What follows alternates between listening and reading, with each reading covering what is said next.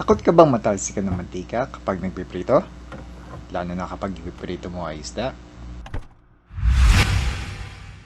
Sa video na ito, papakita ko sa inyo kung gaano kadaling magluto sa air fryer.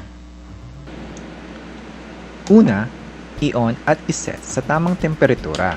Ang isda ay pwedeng iluto sa init na 390 degrees Fahrenheit sa loob ng 15 minutes.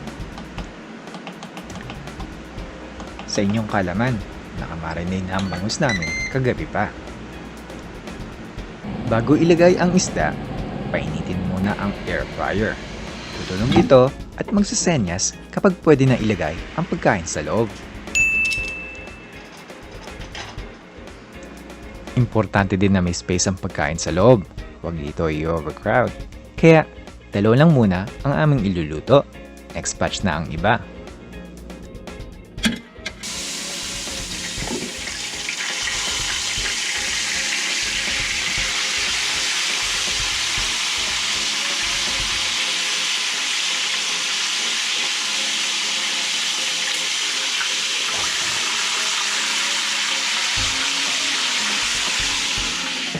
Huwag kalimutang lagyan ng mantika ang pagkain.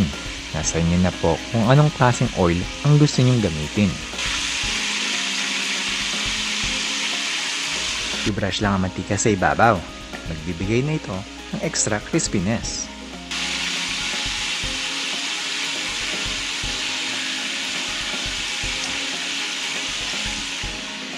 A few minutes later.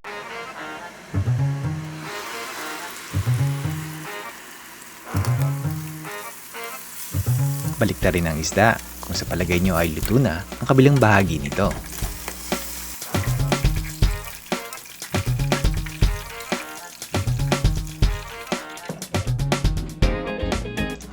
Luto na ang ating air-fried bangus. Walang kahirap-hirap, di ba? Mag-ingat lang sa pagtanggal dahil sobrang init po nito. Ayan, pagmasdan mabuti.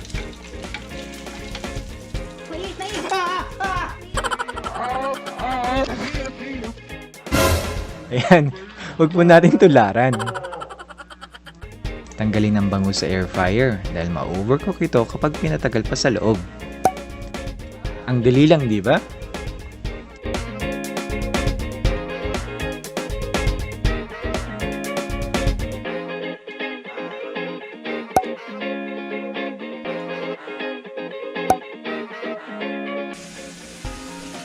Patayin ang air fryer.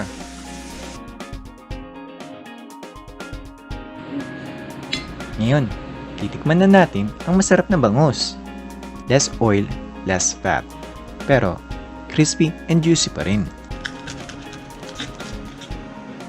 Yum. Mas healthier pa in just 15 minutes. Nasa inyo na po kung gusto nyo pa na mas crispy. Pwede nyo pa patagalin sa air fryer. Ang lasa po ay kapareho lamang ng regular na pritong isda.